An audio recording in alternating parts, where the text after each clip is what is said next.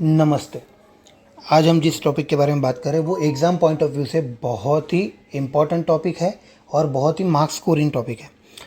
Topic का नाम है फीचर्स ऑफ इंडियन कॉन्स्टिट्यूशन। शुरुआत में हम इसका इंट्रोडक्शन के बारे में बात करेंगे। इंट्रोडक्शन के अंदर वन लाइनर्स है, कुछ इंपॉर्टेंट फैक्ट्स है जिसको आप इंट्रोडक्शन में यूज़ कर सकते हो और उसके बाद हम फीचर्स पे जाएंगे।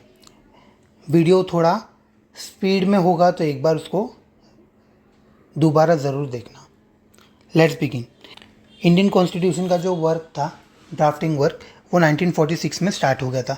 The meeting was attended by 211 members. Doctor Sachchidanand Sinha, the oldest member, was elected as a temporary president of the assembly, and H.C. Mukherjee was vice president.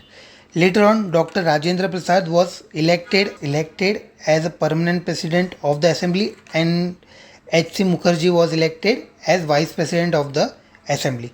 Among all the committees of the Constituent Assembly, the most important was the drafting committee, which was formed under the chairmanship of Dr. Babasaheb Ambedkar. The drafting committee totally sat for the 3 sittings. The first reading comprised general discussion which commenced on 4th November 1948 and continued till 9th November 1948. तो पहला sitting था वो 4th नवंबर 1948 से लेकर 9th नवंबर 1948 तक चला था। Okay, उसके बाद सेकेंड सिटिंग था reading of the draft. It continued from 15 November 1948 to 17 October 1948।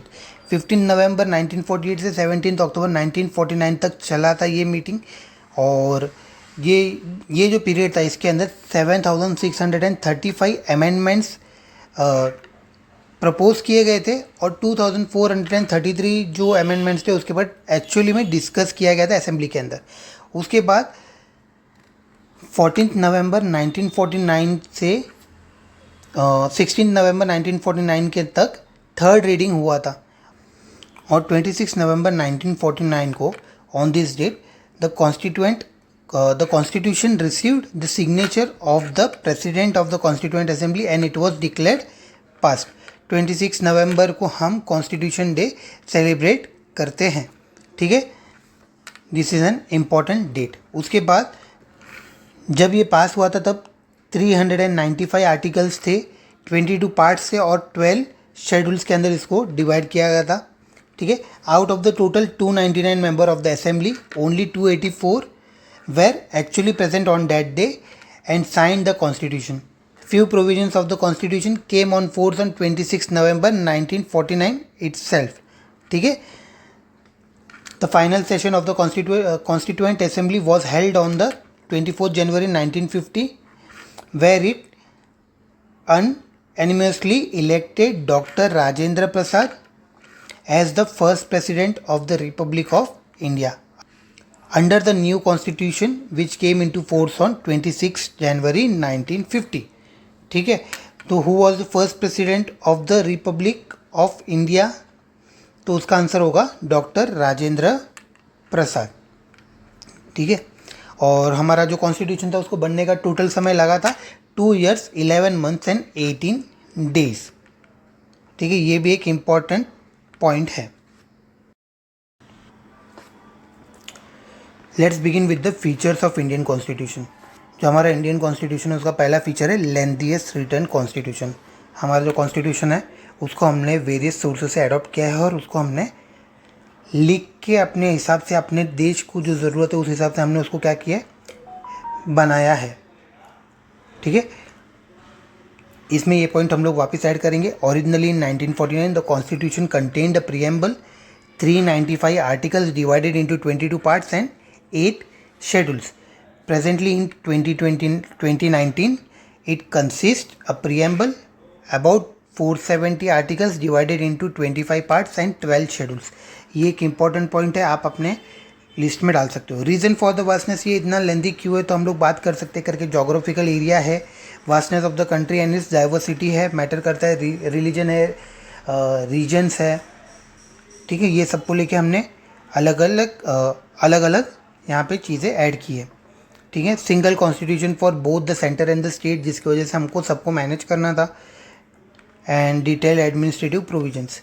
उसके बाद आता है सेकंड फीचर है हमारा ड्रॉन फ्रॉम वेरियस सोर्सेज, क्योंकि लेंथियस कॉन्स्टिट्यूशन है तो हमने उसको अलग अलग सोर्सेज से क्या किया है, एडॉप्ट किया है। वेरियस सोर्सेज के अंदर अगर हम बात करें तो जैसे यूएसए से हमने प्रियम्बल का वी द पीपल एडॉप्ट किया है, यूके से हमने पार्लियामेंट्री सिस्टम एडॉप्ट किया है, जर्मनी से इमरजेंसी प्रोविजंस आ गए, ऑस्ट्रेलिया से हमने कॉन्करेंट लिस्ट लिया है, ऐसे ही Russia, South Africa, France, Ireland etcetera, इनसे हमने अलग अलग चीज़ें अडॉप्ट की है। तो एक बार जो लिस्ट है आप ज़रूर चेक करिए और उसके अंदर से एक एक पॉइंट या दो दो पॉइंट आप मेंशन करने का ट्राई कर सकते हैं, ठीक है। Ireland, Canada, Australia, Japan, south Africa, Germany etcetera. इसके बाद हमारा थर्ड टॉपिक है that is a blend of rigidity and flexibility. हमारा जो कॉन्स्टिट्यूशन है वो रिजिड भी और फ्लेक्सिबल भी है, क्योंकि जो बाकी के पार्ट्स है उसको हम लोग अमेंड कर सकते हैं। फंडामेंटल राइट्स है या फिर basic structure of the constitution, इसको हम लोग क्या नहीं कर सकते, चेंज नहीं कर सकते, अमेंड नहीं कर सकते। इसीलिए हम लोग यहाँ पे लिख रहे हैं blend of rigidity, a blend of rigidity and flexibility. Article 368 provides two types of amendments. Some provision can be amended by special majority of the parliament, 2/3 of the majority of the member of the each house present and voting, and a majority of the total membership of each house.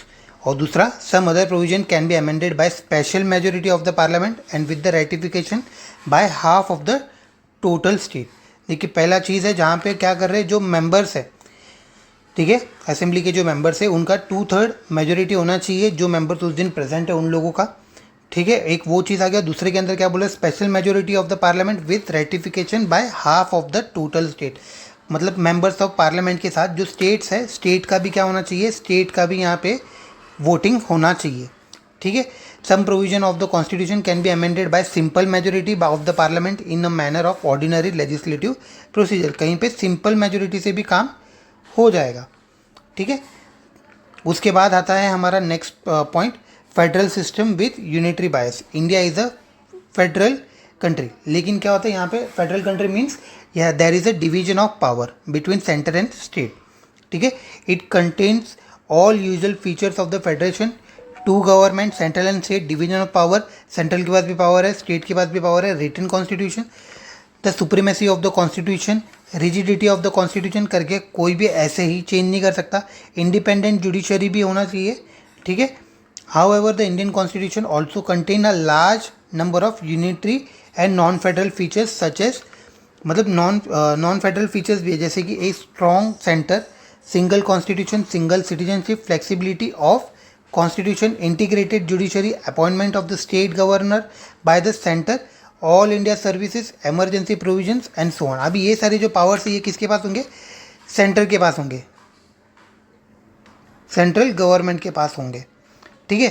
तो यहाँ पे इसीलिए हम लोग क्या बोलते हैं, India is a quasi federal state, okay, क्योंकि मेजोरिटी ऑफ द पावर किसके पास है, even though there is a separation of power, even though we are federalism, but सबसे ज़्यादा पावर किसके पास होगा, सेंटर के पास होगा, और स्टेट के पास एक थोड़ा सा लिमिटेड पावर कम हो जाता है, इसीलिए we are quasi federal state.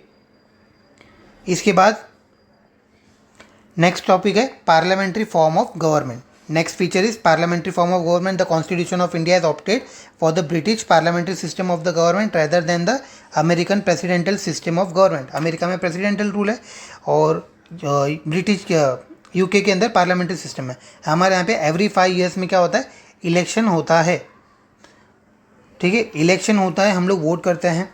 अब जब वोट कर रहे हैं तो उसी हिसाब से हमारे जो लोग होंगे उस हिसाब से जिस भी पार्टी को मेजोरिटी वोट आएगा वो क्या हो जाएगा, जीत जाएगा। और majority party rules, membership of the ministers in the legislature, leadership of the prime minister और द चीफ मिनिस्टर। स्टेट के अंदर चीफ मिनिस्टर होगा, सेंट्रल में प्राइम मिनिस्टर होंगे। Dissolution of the lower house, in case of अगर majority नहीं आता है तो डिसोल्यूशन ऑफ द हाउस भी हो सकता है, ठीक है। और यही सारी चीज़ थी। उसके बाद आता है synthesis of parliamentary sovereignty and judicial supremacy, एक बहुत ही प्यारा topic, synthesis of parliamentary sovereignty and judicial supremacy, जहाँ पे दोनों पार्लियामेंट भी उतना ही पावरफुल है, ठीक है, पार्लियामेंट के पास भी जितना पावर है उतना ही पावर जुडिशरी के पास भी है। जुडिशरी यानी कि हमारे कोर्ट्स के पास है, ठीक है। एक बार इसको हम लोग, इसका जो मेन वर्ड है उसको हम लोग देखते हैं। The supreme court on the one hand can declare parliamentary law as unconstitutional through its power of judicial review. Supreme court के पास जुडिशियल रिव्यू का पावर है। अभी जो कानून है वो कौन बनाएगा? कानून बनाता है पार्लियामेंट, लेजिस्लेचर्स कानून बनाते हैं। अगर वो कानून अनकॉन्स्टिट्यूशनल निकलते हैं तो फिर सुप्रीम कोर्ट जुडिशियल रिव्यू का यूज़ करके उसको अनकॉन्स्टिट्यूशनल डिक्लेयर कर सकते हैं। On the other end the parliament can amend the major portion of the constitution through its constitutional power. अब पार्लियामेंट के पास अगर सुप्रीम कोर्ट इसको कोई भी कानून को अनकॉन्स्टिट्यूशनल डिक्लेयर करने का पावर रखती है तो साथ ही में जो पार्लियामेंट है उसके पास भी पावर है करके major portion of the constitution को वो क्या कर सकती है? अमेंड कर सकती है। अमेंडमेंट का पावर किसके पास है? पार्लियामेंट के पास है।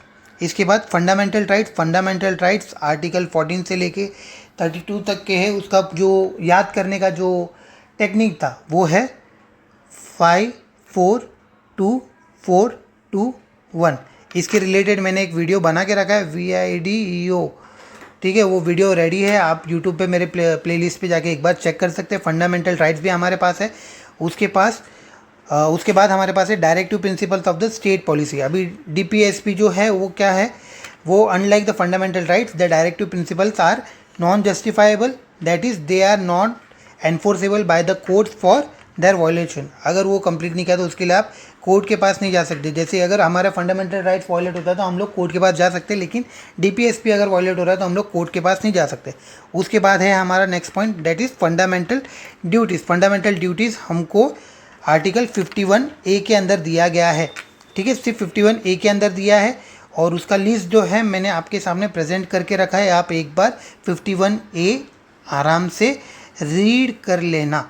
एक बहुत ही प्यारा टॉपिक जिसके अंदर ये बात करते करके हम लोग को प्रोटेक्ट करना है, इंप्रूव करना है, क्या करना है? Natural environment including forest, lake, river and wild life to have compassion for living creature, develop the scientific temper, humanism and spirit of inquiry and reforms, safeguard public property and उसके साथ to defend the country and render national service when called upon, uphold and protect the sovereignty, unity and integrity of India, respect the ideals and institution, the national flag and the national anthem etcetera. ये सारे कुछ हमारे fundamental duties है जो हम लोग को करने चाहिए। उसके बाद आता है सेक्युलर स्टेट। सेक्युलर स्टेट का मतलब ये है करके इंडिया जो है वो किसी एक एक रिलीजन का या फिर एक लिंग्विस्टिक का देश नहीं है। सेक्युलरिज्म मतलब सर्वधर्म समानता।